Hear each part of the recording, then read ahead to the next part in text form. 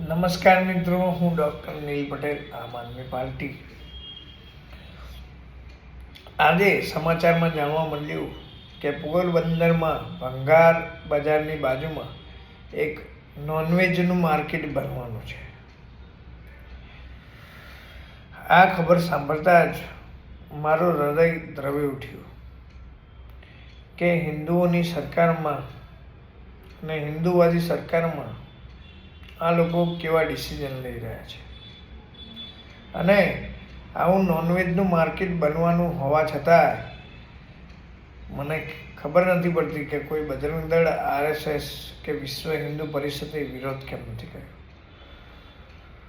હું સરકારને જણાવવા માગું છું કે સનાતન સંસ્કૃતિમાં